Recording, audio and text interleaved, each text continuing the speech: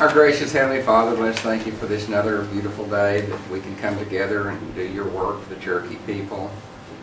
Please look over our soldiers overseas and our soldiers here at home, and that they might all come back safely to their families. Thank you for all the blessings that you have bestowed upon this tribe, and we give all the glory to you. In Jesus' name we pray. Amen. Amen. You should have roll call, please. Curtis Snell. Here. Chris Soap. Here. Bill England. Here. Bill John Baker. Here. Jack Baker. Here. Harley Visser. Here. Julia Coates. Here. Brad Cobb. Joe Crittenden. Here. Mary Fishing Hawk. Meredith Fraley. Here. Janelle Fulbright. Here. Don Garvin. Aye. Chuck Hoskin Jr. Here. Hannah Glory Jordan. Present. David Thornton. Present. Kara Callan Watts. Ani. John Masters. Cool. We have a quorum. No quorum. The approval of the December 14th regular meeting. I move to be approved. Second. Any discussion? All in favor? Aye. All opposed? Please approve. We'll move down to reports. Management Resources, Angela Drew. Good afternoon, Mr. Chairman, committee members. How are you today? You have my report in your packet. I don't have anything additional to add to it this month, so I'll take any questions. Another question for Angela.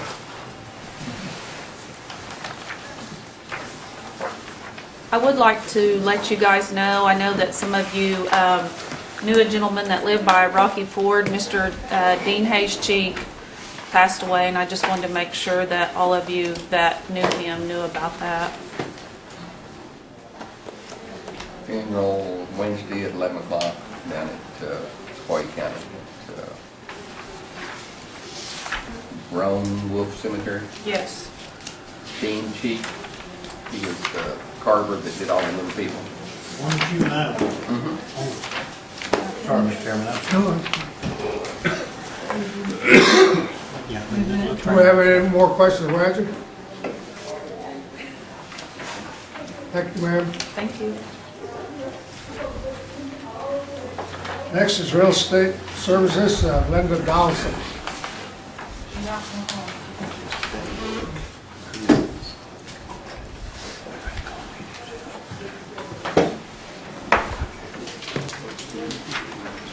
Real Estate Services, Linda Donaldson. There she is. Hello, I believe you have my report, and is there any questions? Yes, sir. Linda, I've got a question, and it goes back to some property owner in Kenwood, and I can't remember the guy's name. Curtis, can you help me? Lives up on top of the hill. Ron Swagger? Swagger.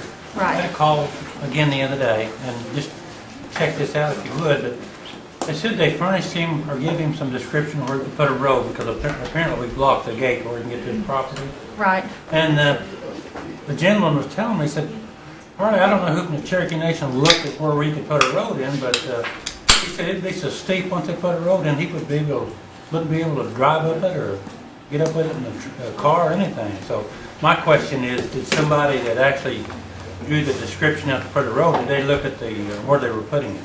Yes, they did. They did. Okay, that's all I need to know. They took a dozer operator up with them to be Okay. sure it was doable. Okay, so that's all I need to know. Thank you. Yes, Jerry. How's it going up at Sally Bull with the solicitor? They've still got it at the BIA. They want it to, we had it to the solicitor, they sent it back and said they wanted to go to BIA first. BIA is trying to find someone who has the qualifications on the forestry applications, and then they would be sending it back to the solicitor, but that's where it is now. And we checked on that within the last 2 months. How is my property line dispute down at Cherry Tree going between the two individuals? That one is still on hold. The one lady is still sick, so we're seeing what's going to happen on that issue. Yeah, she's in the hospital, I've done everything. And there was some land south of town that Jamie and John had worked with. I know no names. The family had been fighting for a while. They go up the road across. This is the Williams deal? No, different one? Yeah. Could you ask Jamie and John to check on that? Okay. Because I run into them in the post office and one of them shot at them the other day. Okay. Not the Swafford one, is it? You're on the right track. Had it? Well, ours got shot at, Okay, so okay. I figure there's gonna be some more shooting down there before long. Well, that's the people I would think would have been the ones doing it, so, okay, I'll ask them about that one. Kind of surprised me. But people get a little touchy about their land. Yes, they are. They're real touchy. Okay. I'll ask them about that. Thank you. Okay, is there any other questions? No questions for Linda? Thank you, Ms. Thompson. Okay, thank you. Environmental program, Tom Elkins. Good afternoon. You have a report. I would like to elaborate on a couple little things. On the month previous to this, the asbestos, the percent of annual goal was a little squirrely then. We fixed it then, and I think these are pretty good numbers. One thing, a follow-up note, Councilman Hoskins asked me about the Cherokee Nation Waste Management. They are still, I just asked Mayor Purdy the other day, they're still interviewing candidates. So they had a pretty robust list, and they're still looking at those, and meeting about that.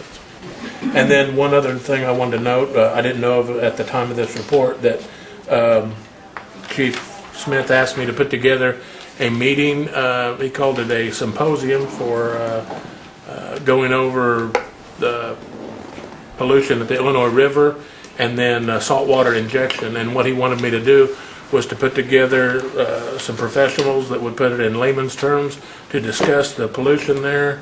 It'll be a day and a half or so in March, the 16th and 17th, that Tuesday and Wednesday, and it'll be at the ballroom here at the complex. He wanted it for the group leaders, for any concerned council members that wanted to come, and then open it up big enough, a venue big enough that any interested community members might want to come. So we'll be advertising that and getting some varied people to speak at that. What were the dates again? 16th and 17th. Of March. Yes, ma'am. And if you have any other questions, I'll be happy to answer. Now, what program is this? Run that by me again? It's going to be a symposium to speak about the Illinois River pollution and saltwater injection from a technical, a scientific standpoint. In fact, he asked me to keep it apolitical, so not to have anything in there about that, just the science and the technical issues behind the pollution there and saltwater injection. Yes. Is Todd still here? Yes, sir. Todd, would you bring us up to date on that saltwater injection well there behind you? Sure. The court date is still, or the appeal date for before the Oklahoma Corporation Commission is January 25th at 10 o'clock, still in Oklahoma City. I don't believe that we'll be able to change that to Tulsa. And we are preparing talking points for, or I'm preparing talking points for, on your behalf, to the Corporation Commission that will incorporate the nation's position. January 18th is another important date in this fight. On that date is a town council meeting for the town of Vian. That is at 6 o'clock. They will consider an ordinance that I drafted for their city attorney to put, and it is on the agenda. And we'd be happy, and I've given the ordinance to the Environmental Protection Commission, commissioners in their office. I have gotten some additional feedback from Kathy Tibbetts on some language that we might, or proposed language to consider for the town of Vian to consider. Hopefully, they will pass an ordinance that night that would have several restrictions, but not overly burdensome, that would help protect the town of Vian. If anyone wants a copy of the ordinance, I'd be happy to give it to anyone. And we'll see what happens January 18th. But that's the position right now of the matter. Any more questions for Tom? Thank you, Tom. Moving on down to old business, is none pending. Moving down to new business. Trust land protection, discussion, possible action, Cherokee. Thank you. Do you have legislation ready for us? No, I don't have legislation ready. I've put in several calls to Pearl Baller. She's made one return call back, so we just missed each other. What I would hope, and I talked to Ms. Donaldson this morning, it would, I think, be beneficial if we talked about what, precisely what the council wanted to accomplish, and then we could have a good drafting session on it. So here's my intent, and I hope to have actual language to look at. So, and there's other tribes that have done this. I located a tribe up in northwestern United States that has done this in order to protect the rights of trust land for the tribe with individuals as well. So the intent is not to make it completely preventable for someone to relinquish their or let go of their trust land or trust status, but to make it where it's required that the tribe has to be notified and given the opportunity to purchase or negotiate keeping the land in trust so that the tribe can retain a strong base of trust land. Because today, what happens is they can go petition in the courts, the state or district courts, I guess federal district courts, to a state. They can petition in the state court, and we are never notified necessarily. We have to comb the papers to figure this out. And then they can have it removed of trust without ever notifying the tribe, and that's where we've had a significant loss of land over the last years. So instead of worrying about this, I didn't understand if we're going to exert our tribal sovereignty, especially over our tribal citizens in the jurisdiction, is that we would then want to try to find a way to at least be notified, if maybe not further, that we give first opportunity to bid or outbid if they're going to sell it and they want to put it out of trust in order to sell it, and those things. And that's my intent. Thank you, Mr. Chair. And Linda may want to speak to this. Is it after many of these pieces of property are small tracts? Is that correct? That's correct. Acre tracts. And what I probably would want, and maybe some input from the administration, is what would be the underlying policy for the nation, what to do with these small tracts of land. Are we going to keep the houses on there, or are we going to go to basically, if we had the right for first refusal, would we keep the houses in there, go into a rental type situation? I don't know, but that was the purpose of what I wanted the council committee to discuss is I could easily write a piece of legislation for saying that they must notify us in any attempt to take the land out of trust status and give us a right of first refusal on the purchase of the land. If it's just that in and of itself for the legislation, I can have that ready by tomorrow to put on the rules for later on this month. Yes, Roger. Linda, if somebody has a piece of trust land and we buy it, does it stay in trust? If we follow certain procedures to purchase it in trust, you can buy it in trust. This is the trust land. You're talking about two separate types of lands here. The ones that go through district court is actually the restricted Indian land. Restricted. And that didn't go And into once the trust. tribe buys that, it loses its restricted status and becomes just fee land. Okay. So whether we buy it or some other individual buys it, it will still lose its restricted status. But the actual trust land where we have deeded out portions of land to some of these homeowners into trust, now those you can do a trust purchase of those lands. Since it's already in trust, we can ask for it to come back to us in trust.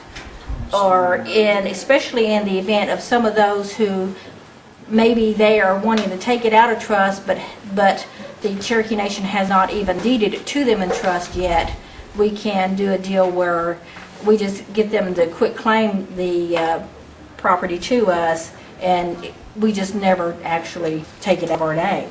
It just remains in our name. You can do it that way. But you're looking at taking on the responsibility of that house that is on that property, and that's what Todd was mentioning, that we would then have to decide what are we going to do with those houses that we acquire in trust from individuals. But you can do something on that basis. But there are those people who are wanting to take it out of trust in order to just mortgage the property or just have it name in fee simple because they'd rather not have the federal government having some kind of a say in what they do with their land. So you have those people as well. And I don't know how you would want to ask them to not take it out of trust unless you just want to have them come before the council to say, I want to take it out of trust for this reason. Because they may not be wanting to sell it, they may want to just retain it, but have it in their own name. Councilor Jordan? Now, we're not talking about the restricted land going through district court, are we? That you're wanting notice on? Because you would have to change federal law to make that happen. My understanding was if there are tribal citizens and we would have jurisdiction then on that land. And that's what I was hoping our attorney and all the folks, working this every day would have researched and come back with some language for us. But is that we would at least have the ability to require them as tribal citizens to come back and notify us before they would take action on that land. See, could I comment? All of the restricted property, and you correct me if I'm wrong, Linda, that's governed by federal law. And the notices go to the solicitor's office. They go to and they'll come to the tribe. Right, they come to the tribe. But it's coming in a circle because there's no requirement to notice the tribe of those lawsuits. Right. What happens on the restricted land is that the individual, when they decide that the owners want to sell, they will hire an attorney and they will ask that the restrictions, that they will do a deed approval action in court.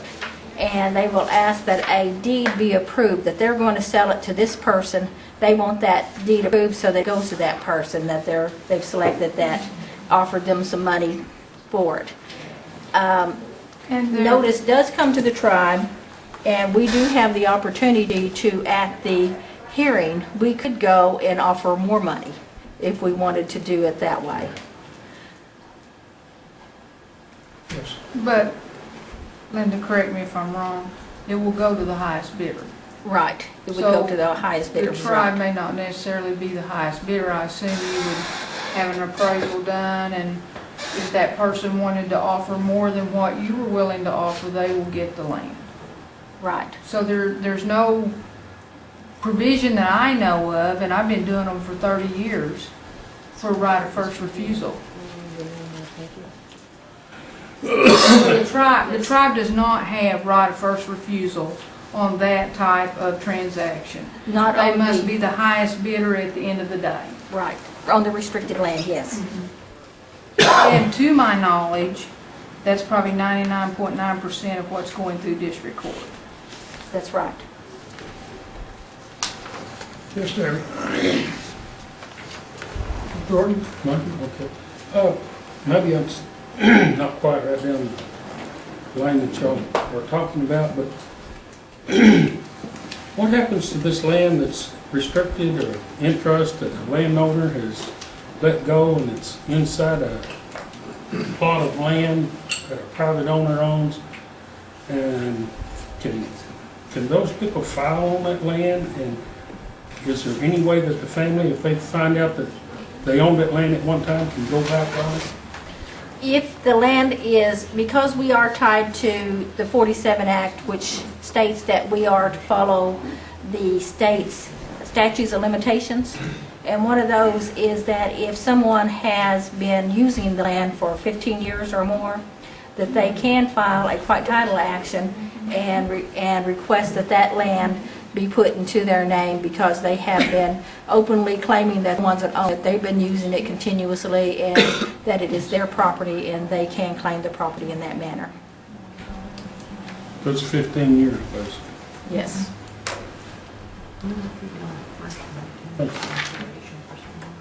Yes, sir.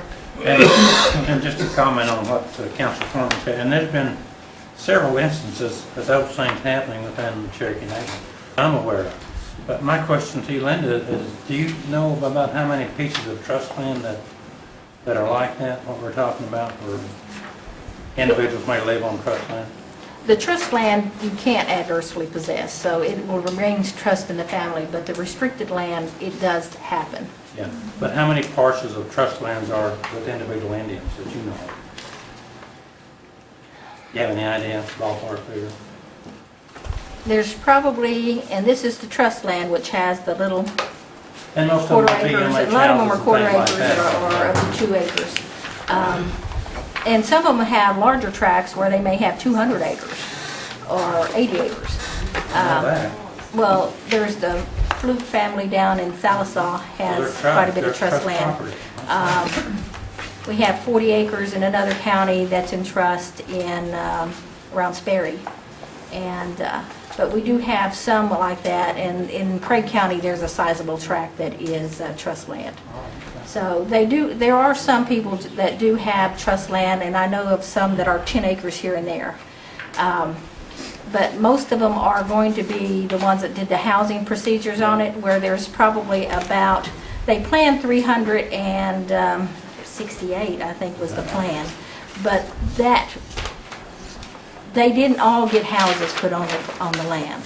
So some of them backed out, some of them were, just let go, and the houses didn't get built. So I know there's probably about 180. I think I may have to talk with David Sutherland to be sure, but Tina, wasn't that about 180 houses? But I don't think they all got their land back, did they? They're still working on asking for them. You were gonna do those, what were you calling those? They weren't deeds, but they were... Their proclamations are been given to them as deeds. Thank you. Council Lady Watts. Thank you, Mr. Chair. I don't think that I ever imagined that this was some single bullet that was going to solve the whole problem. But I really believe there's bleeding going on, that it's a significant loss for the tribe, even if it's only a few acres, and that if there's a way for us to put pause to that process, to even give us an opportunity to bid on it, it's very well worth my time, I would think, to try to figure out together how we can make this happen. There's, legal minds in this room, which I don't have a degree or practice in, that I'm hoping will contribute to making some kind of legislation possible. But I understand from the feedback from the Northwestern tribe that it was extremely successful, the legislation they put into place to stop the loss of trust land or, other restricted land in their community held by individuals. Thank you, Mr. Chair. Yes. I do a good portion of the deed approvals for this area. I don't know why. I guess it was because it's what I started doing when I got out of law school and nobody else was wanting to do them. So now a lot of the attorneys feed them to me if it's clients that come to see them. And I'm willing to say that probably 80% of that is just from family member to family member. You've got someone that's on up in the years, they've got a small little piece of land, they've got 7 or 8 kids, They've got one that stayed there in the home with them. This is a lot of the scenarios I see, and they want to see that person get that little plot of restricted land. Probably once a year am I seeing an actual, real money changes hands conveyance, arm's length transaction. I'm just not seeing that very often.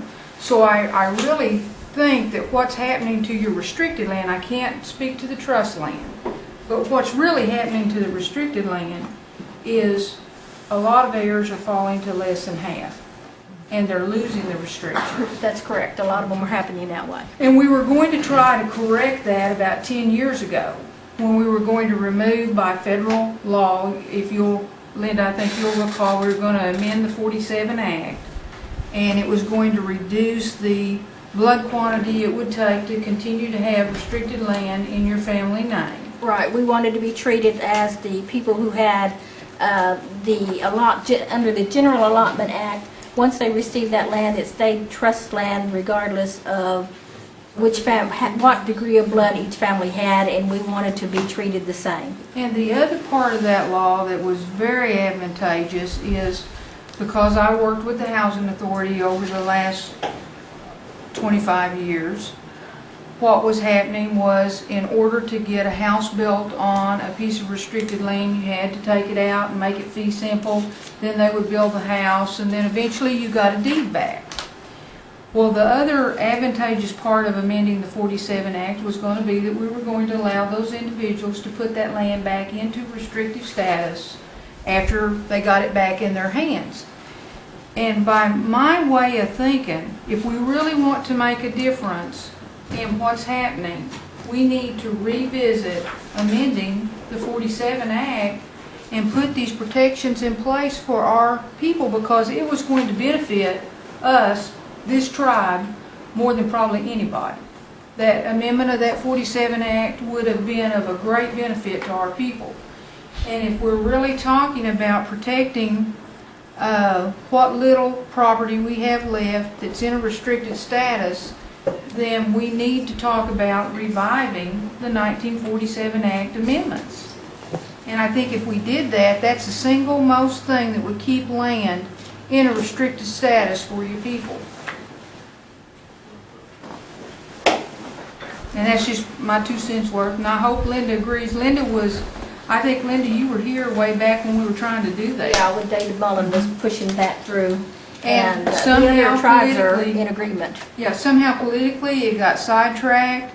It was one of the best things that I could see happening to federal law ever since I got out and practiced law, was that we were going to make these changes, and then all of a sudden it got sidetracked and it's never been revived. And I think that it would be of a great benefit to this council if we saw that that was revived and followed through with. And I think it got past the House and into the Senate, and that's where it ended up not going further.